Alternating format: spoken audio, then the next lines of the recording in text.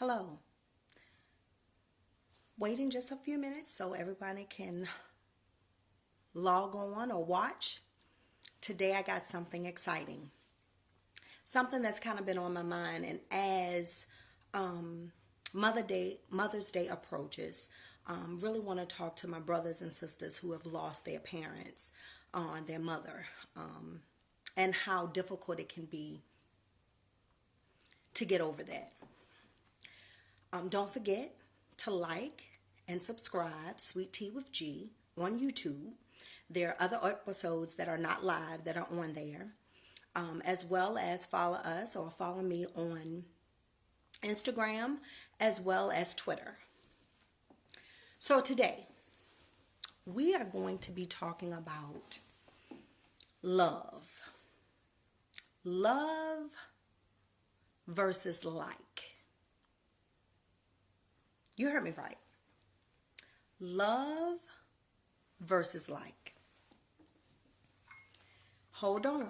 You may want to take notes. I'm going to give you 2 doses of the truth today.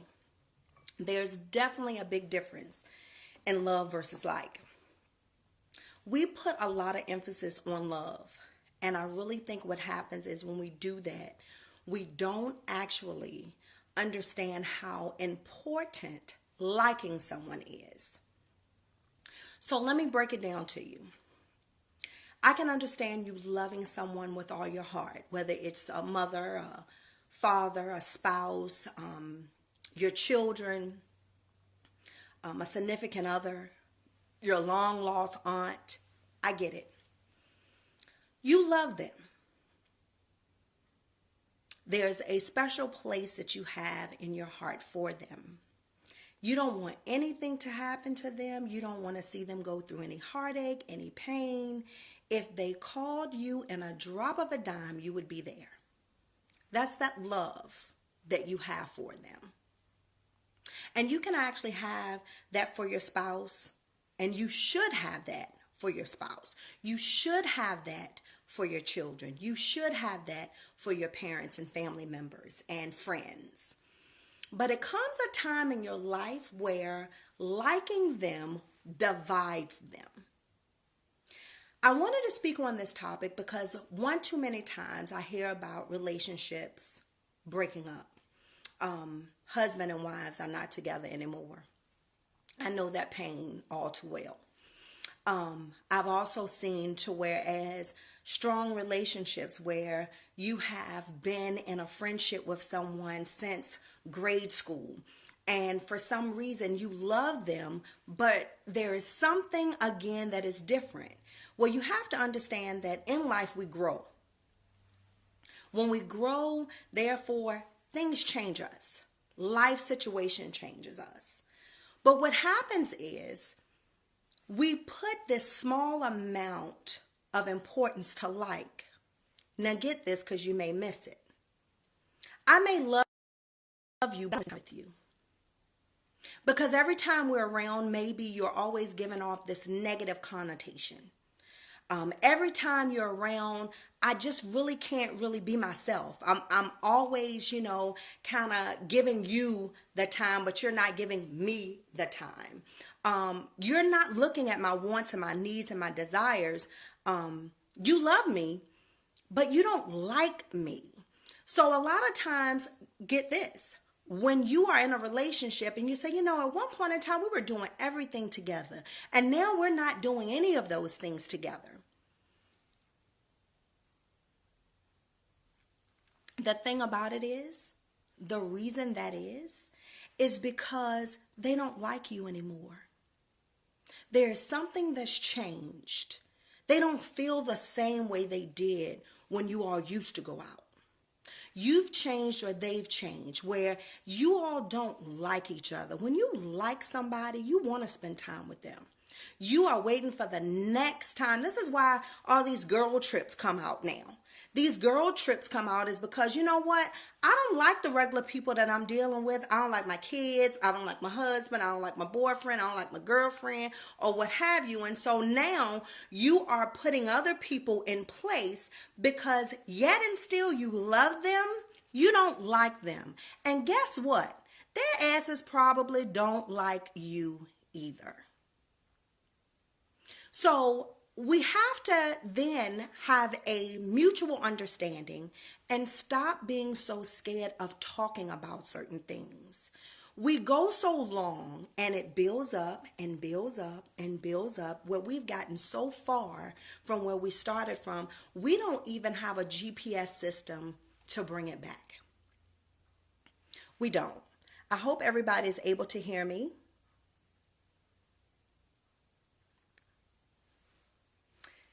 So we're talking about love versus like. How we can love someone, but we don't like them.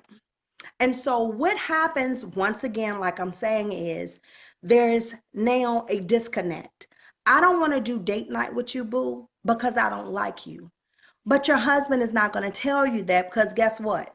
What you're going to start saying is, what the hell you mean you don't like me? Let him tell you so that you can fix whatever the problem is. We all go through emotional things that changes us in the course of life. But don't let a relationship end because you are scared to say, I don't like you. I love you. I will do anything for you. But right now, when we spend time together, I don't feel violated or I'm not validated as a man. When we are not together, and I'm hanging out with my boys, for some reason I feel more comfortable because we ain't nitpicking on the things that I didn't do or that I should have done. And it's not that I don't want to spend time with you, but at this point in time, we've gotten so far from the basics that I don't like you. Because when somebody likes you, they want to spend time with you. They're thinking of the next event. Like I said, keep in mind, this is why you are so eager to hang out with your girlfriends or with your boys, is because there's a camaraderie that's there. But there should not be any bigger camaraderie than that intimacy and that relationship that you have. And even understanding, sometimes parents don't like their children. Let's talk about it.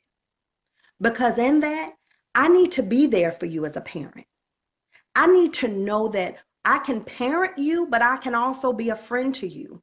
And I know the fine line. But if your child is saying, you know what, I'm not even going to talk to my mom or my dad because every time I say something to them, they always hit me down with a negative. They are always got something negative to say. And when that happens, they start a disconnect. And when that disconnect starts, that's when they start getting information from everybody else but the person who's supposed to love them the most. So stop confusing like and love. Both of them are equally important when it comes to relationships that you want to be in. The other thing I want to talk about is, how are you loving? Let's be real. Everybody want to think again that they're the best husband, they're the best boyfriend, they're the best wife, they're the best girlfriend. They are the best. You're not the best. Unless that person has told you you are the best. If your husband is telling you you don't have any other flaws, or you're telling him it's something that you don't need to fix, then God damn it, you've arrived. But as life goes on, we are all going to change. But I'm gonna need you to give me what I need. It's almost like this. I'm laying in a hospital and I'm on life support. They've given me 2 weeks to live. I'm in kidney failure. I need a kidney ASAP. And the doctor walks in and say, hey, we got a heart for you. What the hell gonna happen? I'm still gonna die because you're giving me what I don't need. Understand how you're loving and who you're loving. I have made a mistake of understanding that I want to be loved a certain way, and I'm going to give that type of love that same way. Well, that may not be the way that the person that I'm loving needs it. They may need to have cuddling. They may need to be more intimate. They may need me to tell them how great they are. I may need them to do different things for me. Damn, it's 12 degrees outside. Can you get up and start my car and have the heat on? But they may not look at that as loving. Some people need to hear it. I love you. Personally, for me, saying I love you is a crock of shit. It doesn't mean anything to me. But that doesn't mean that it's not valuable to the person who needs it. Stop giving love in a way that you only want to give it. Because what's going to happen is they're not going to be able to receive it. I've already told you what I need. I'm dying because I need a kidney. And as much as I appreciate your efforts, I'm still going to die if you bring me a heart. It doesn't make sense. The other thing I wanted to talk to you about is the big mistakes that we make. Having too much pride to say, you know what, I'm sorry. I should have looked at that a little bit differently. Tell me what I can do better. Because guess what? Somebody else is ready to say, you know what, if it was me, I wouldn't have you going through all of this. They just trying to get the good. They trying to take what you have. If you want it, find out how to keep it. That goes for men and women. If you want it, find, and you did what you needed to do to get it, understand that the man that you got 5 years ago, hopefully he's grown and he needs something different. So you got to do a checklist sometimes and say, okay, baby, look, this is our next venture. This is what we're planning to do. Am I doing everything? Could I be better? Stop acting like your shit don't stink. It does. Even if you put Febreze on that bitch, it still stinks. We all need to understand that sometimes we are off kilter. Sometimes we need to go back to the basics. If you want this person in your life and you need this person in your life, and you see the value of this person in your life. But let me tell you some quick little things to let you know that even when you start dating and you're interested in someone, if they don't say, hey, yes, and ask you questions about you, I don't mean how was your day. Everybody said that goddamn how was your day? The goddamn greeter handing out the Walmart sticker says how was your day? We're talking about someone who is really concerned about your well-being.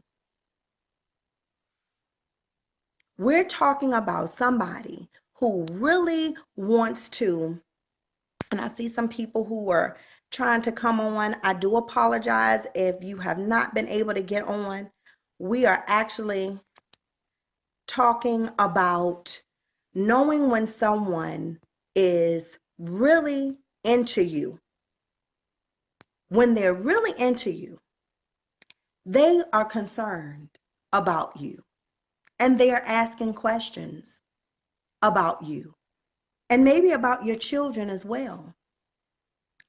And it's not the normal, not the same thing that you get from everybody else, the girl that works with you.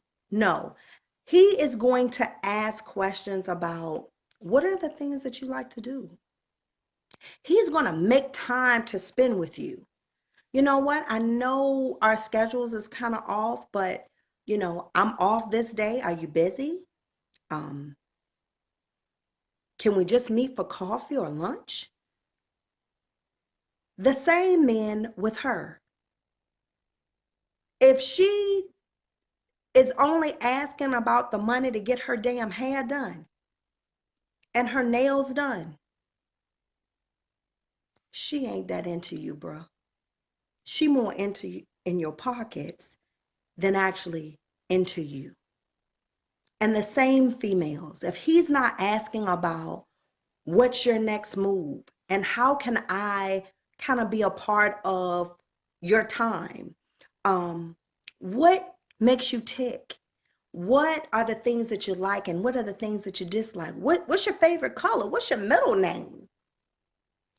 On to the goddamn next, because they ain't that damn busy. And I am a woman who love a working man. But if Obama can be the president of the free world and still date Michelle, there is no damn excuse for any other Joe around this piece. Know what you got, value it, and keep it moving. You are worth more than you think you are. The other thing I just want to hit on real quick is those who may be dealing with Mother's Day, the death of your mother. It has been definitely hard for me. It will be 25 years for me on May the 11th that my mom got her wings and carried on. But let me let everybody else know that's able to still call their mother. I want to let y'all know that when your mother dies, something instantly in you changes. That umbilical cord is disconnected. It was invisible once you came through the birth canal, but it's still that connection. When she closes her eyes for that last time, something in you changed. I have not been that same woman that I was when my mom closed her eyes and I was 21 years old and she was 52. I have made it this far and I've come this far on her wings because I know that she has been a guardian angel for me. What I ask is that those people that are around you who have lost their mother, give them some time. You may say, you should be over it by now. It's been years ago. You never get over it. I will never tell a woman or a man that has lost a child, you should get over it. I don't know what that pain feels like, but I do know what it feels like to lose your mother, as well as I've lost my father. And it's just something that you just don't get over. I do want to say to my brothers and sisters, ain't nothing wrong with shedding a tear. You ain't got to walk around like everything is okay. Go ahead, because there's strength in tears. I would say to you, keep on keeping on, because I know it's still days and it's still moments that you have that it feels like it was just yesterday. And no one who has not experienced it can even explain it. So my heart and my prayers go out to all of us who have, now that our mothers live in heaven. Remember, they are shining bright.